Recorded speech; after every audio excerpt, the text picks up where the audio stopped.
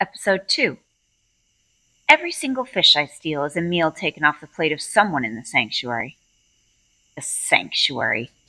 What a deliciously ridiculous name. I don't remember much of arriving here when I was 9, but I do remember the look on my mother's face when she saw the auto-tillers working the farmland south of the main gate, and the soft aurora of the city lights drifting up behind the walls. I remember that look, of accomplishment and unburdening, wash over her face right before somebody shoved my father to the ground and handcuffed him.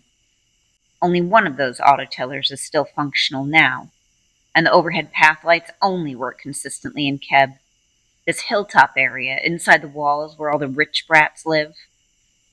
Anyway, about stealing a meal off someone's plate.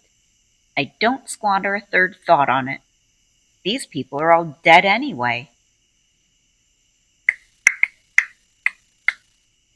The pops of the tilapia as they try to catch bugs on the surface of the gleaming pools. The night is so mockingly still that it feels like the world's smallest screaming match. Ugh!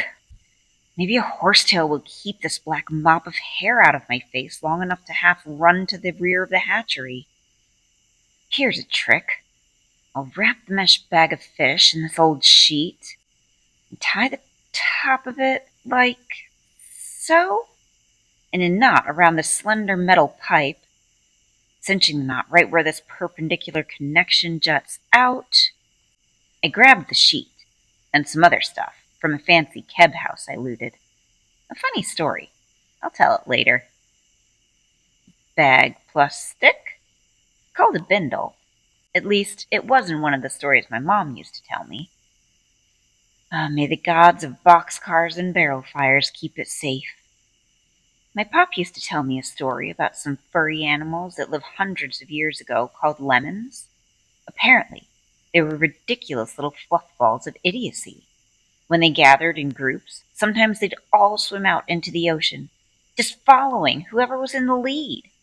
Never thinking, never stopping to decide if they were swimming toward land or toward an eventual drowning.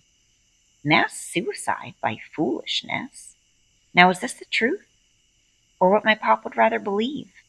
I guess I'll never know, but the image of hundreds of mindless rodents all swimming away from shore, heading straight to their deaths, stuck with me either way.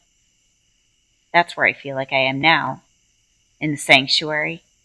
Only the drowning here will require no swimming. It won't require any effort at all. The back of the bindle swings over like this. Rest the pipe on my shoulder, and I'm off to that outbuilding right there, tucked against the 12-meter-high wall that goes all the way around this whole stupid place. I have one last thing to steal.